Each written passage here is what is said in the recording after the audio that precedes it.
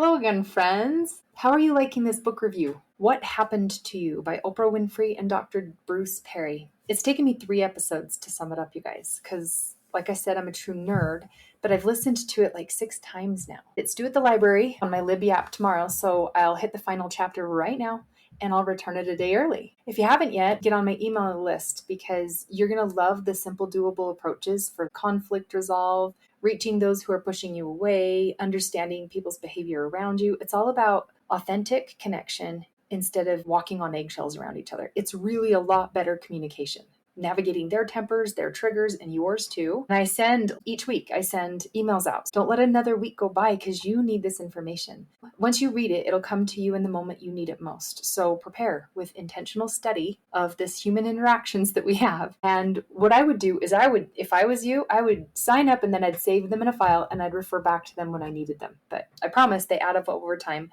to really big changes. You'll look back and wonder how you even got through your life before this and your relationships. Okay, now, chapter 10. It opens with Oprah telling a few back-to-back stories.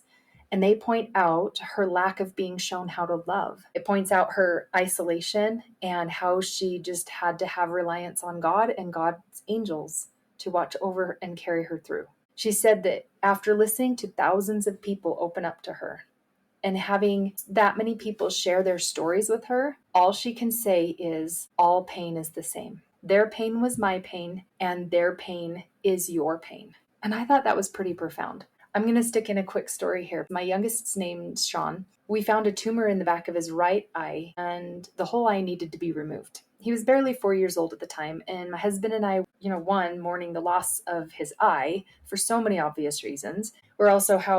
We were also wondering how it will affect the trajectory of his life and the quality of his experiences being monocular.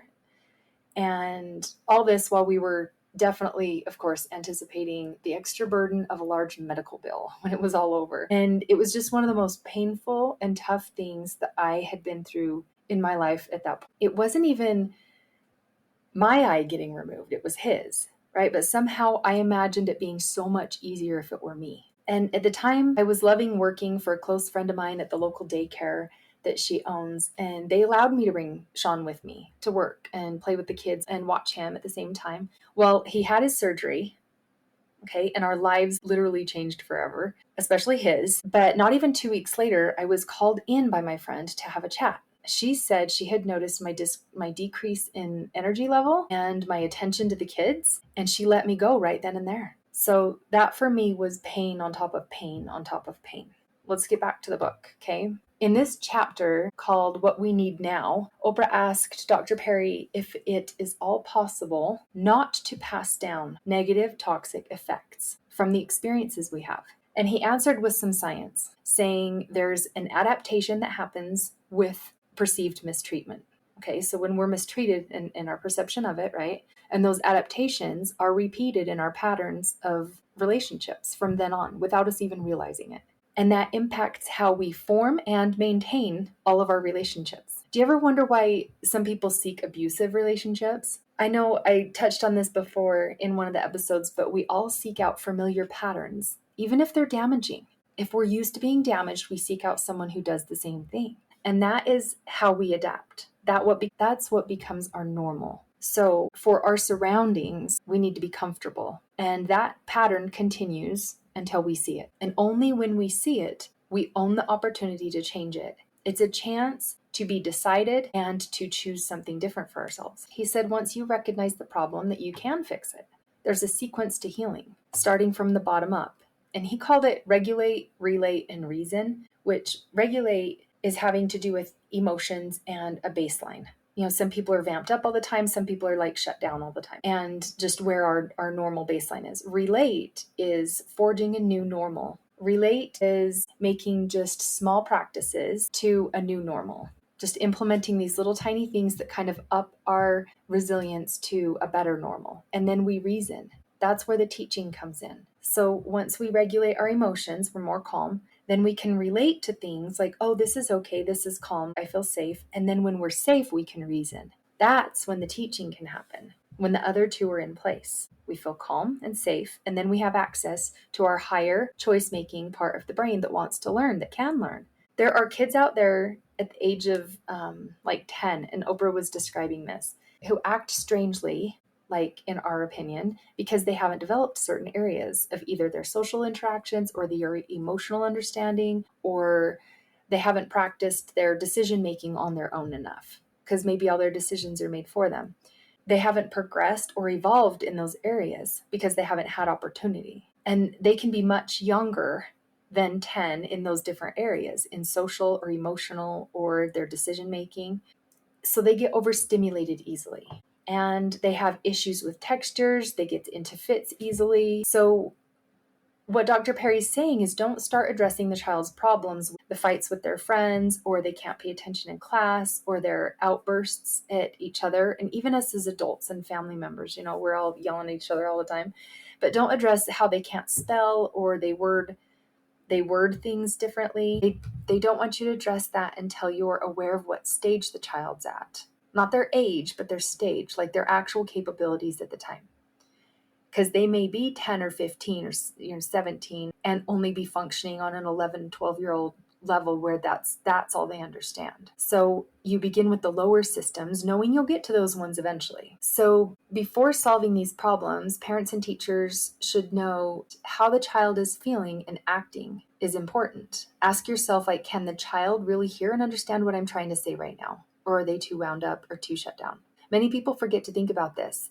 They just think if the child is too upset or stressed that they need to correct it and get them back to normal, but they won't be able to learn or try new things if they're in that space. And then we keep talking to them and it just frustrates them more because it's just too much. So if you keep expecting the child to pay attention and to learn when they're not ready, then they feel unsafe around you and avoid you, and it hurts the trust between you and them. So it shuts down the communication, and we don't want that, because trust and communication are how we make any important changes. So when the child's too excited or upset, his tips are to focus on yourself. If you can stay calm and you can be present and you can hold lots of room for yourself to feel frustrated and disrespected, maybe you're angry because they don't listen to you, by you remaining calm, you can think better and you can remember what has been working for the child and help them be calm instead. So you be calm helps them be calm. And you can finish teaching them another day when they're ready to hear it and when they're in a better place.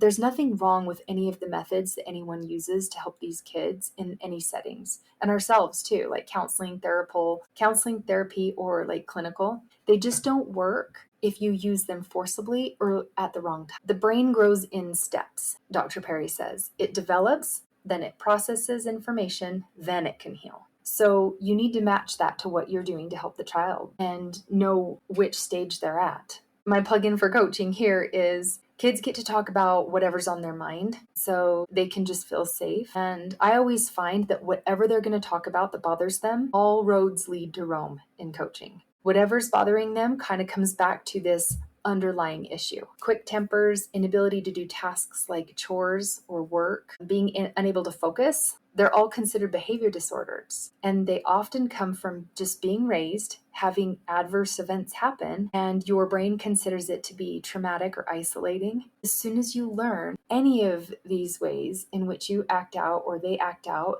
they're just connected to what happened to you. As soon as you learn that realization can be life-changing for you, especially when you've been told or see yourself as dumb, bad, stupid, or slow. I know a lot of people think, well, I'm just not enough. I'm not good. I don't do this well. It's a major breakthrough for people explained to them that it's just not, because that belief was becoming their fate. They're just dumb. That's just the way I am. I'm bad. I'm stupid, or I'm slow. People actually feel relief when an explanation as to how their brain is working and why are given to them.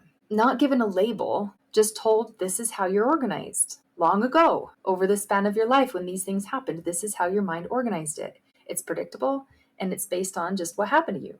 Nothing's wrong. The brain is changeable. And with a plan and a little bit of practice, you can heal all the areas that have been a problem for you. People are so relieved to hear it. So what you've been through has caused you personally to have the go-to fears, feelings, tendencies, and whatever has prevented you from doing what you really want to do in life, just because you're not able to regulate yourself in order to get it done. Dr. Perry reiterates how adults need to be regulated, and Oprah's in on this too. She says that kids can't heal when they have to answer to a dysregulated adult, and that it just causes more problems and it ruins the bond between them. And now they just won't listen or take you seriously because you can't even control yourself. So adults, teachers, and leaders, we need to do our own healing. So we're very present and we're very even-tempered. Or we just have little to no impact in their lives. An exhausted, frustrated adult really can't help regulate anyone, even themselves sometimes. And this is why I have a thriving coaching business, though, because if you don't give back to yourself and you're not aware, you just simply cannot be an effective teacher, leader, parent, or supervisor, or anything. And self-care is not selfish. Self-care is essential. Relationships are the currency of change. So if there's something in your life you'd like to have change, which we all have long lists of, then self-care is important, because self-care gains you the relationships that are really authentic, and those are the currency of making changes. What we've been through, our adversity, we become wise through it. We become able. We're able to use grace because we get to decide that it grows us and it expands us instead of deciding that it tears us down and isolates us. Our perspective on it and our belief on it, our intention, it closes the gap between being stuck in what's happening to you and growing because it did happen to you. Whatever age you are, we all need to put effort into the most important thing, us and then them. I have seen when parents make this a priority, and what it looks like is they do whatever it takes, not taking a weekend trip in order to pay for learning these kind of skills that in turn brought them a deeper, more authentic and vulnerable connection into their home every single day instead of just a weekend trip. I've seen people sell a few things that they're not using or just saving up for a bit and then coming to meet with me in order to make a genuinely loving and more resilient family a priority. And then they start leading their family's future into better communication, trust, and healing and emotional wellness. This answers Oprah's question when she was saying, is it possible to not take like all the crap that's happened to us and like pass it down? Of course it's possible. I personally wouldn't trade anything for the wisdom that I have earned through my adversities, and I'm eternally grateful for having been led to it and paid for all of it and taken out loans and you name it to share with you, all of you, and to show my kids and to show their kids. I wouldn't give it up for anything. This is how to be emotionally well, though, how to make a plan for obstacles that are going to come up, because we all can kind of predict like, yep, they're going to do this and he's going to do that, and then I'm going to be here. I'm going to go to my go-to dark place that's horrible, right? But how to heal conflicts, both the outer conflicts with each other and the inner conflicts with ourselves, is only done with intention and decision and through this neuroscience we're talking about, where your brain just changes with some practice. We all have things that happen to us, and that explains exactly why we do what we do. We all have good reason for doing it. So let's be there for one another. And as we observe them, we can observe ourselves, and we lean into the problems. With curiosity, we don't avoid them. We be prayerful and hopeful, and we just learn better ways, and we don't stop until we find it. It puts an end to generational cycles and absorbed emotions that were just given to our kids because we're so afraid of them making wrong decisions. Now they're afraid of themselves making wrong decisions, and just these things that we do as parents that just kind of get absorbed by the kids. That we're not teaching it, but they're absorbing it with watching our behavior. And all the environmental dysfunctions, it's just an example to all of them. Oprah says until you heal the wounds of your past, you will continue to bleed, and that those wounds will bleed through and stain your life. Understand and heal before you can move forward. And I liked it when she said that. The core elements, according to Dr. Perry, are awareness coupled with connectedness that creates a trauma-informed community. So acknowledging that we're all human beings to one another and acknowledging what has happened to us causes us to behave the way we do. Oprah says pain is necessary to know the truth, but we do not need to keep the pain alive in order to keep the truth alive. And when we stop clinging to what should have or could have been and turn instead to what was, just simply what was as a fact, and what could be as a hope for the future, then everything that was happening to you could also be seen as what's happening for you. All that time in between what happened to you and realizing it's happening for you is the strength that was being built, the knowledge that you received, the data, if you will, showing that you're capable of surviving, you're capable of overcoming, and that has placed you in being so much more in your life and in their life and not less. You're so much more because of it. You're not less because of it. So, and back to me being let go that day. It was all I could do. All I could do sitting there and being told I was being let go was just mutter some words. You want to hear the words? It's okay, no sour grapes, I'll just leave. And I was astonished at what came out of my mouth. It literally was. How were those words coming out of my mouth when what was going through my head was, do you not know what's been happening to me in my personal life these last 3 weeks? I mean, you guys could probably guess the financial stress, the parental stress, all of the minds in our family being altered from this horrific tragedy, this trauma, right? And I didn't know about that then, but the kid now that has the one eye patch that goes to school and then the fake eye eventually, and just him being made fun of relentlessly for years to come. And it still continues to this day, even by random people asking him regularly, like, what is wrong with your eye, dude? Like, all the time. So it continues on. But what happened after I was let go was I went on to own several businesses of my own. And that grew me. Okay, there was strength in this. I don't know it was happening for me. Back then it was happening to me. I got to know myself really well. And I know how loyal I am. I'd still be working there for her. That's how good of a friend I am. But I gained more from all of these things happening in my life than if they didn't happen in my life. Because I showed myself who I am in those situations. I now have real data and real knowledge about how I behave in those situations. I have lots of evidence towards me being a loving and supportive and successful person in spite of it all, figuring hard things out. And I just still pushed through. Well, now I only have more strength to probably push through in bigger, better ways. So who's with me? Who's with me in doing whatever it takes to realize this most important effort in our lifetime is connection, for our sakes and for the sake of our kids and for the sake of their kids and everyone around us. Once you see it, you can't ignore it, because that gives you the opportunity to change. Actually seeing it and being aware of it gives you that upper hand. And I want to know who you thought of while you were listening to this. And I want you to send it to him before you forget, because there's a reason you found it. And I'm sure you're getting the gains from taking the time and effort to explore this. And you hear things that are speaking to you. So I recommend that you go do whatever spoke to you. But if you need a strategy plan for leading your personal life or your family life, or just to get more direction, go to lifecoachalisa.com and book a time. I'll ask you a couple questions when we meet up and have instant tailored things to help you with, like that you could use right now, today, whenever it is you book an appointment with me. Or go to my website and watch or print out or download some free stuff. I want this for you so much. I'm going to just stop now because it's not possible for me to explain something you've never tasted. So I'm just going to spare us both me trying. But I can't even tell you how good this is for your soul and how contagious it is for everyone around you once you do it. I can't wait to talk to you or meet you if I haven't yet. Bring me your questions. Bring me what bothers you. And let's solve some stuff together. So until then, or next week's episode. All right. Love you all. Bye.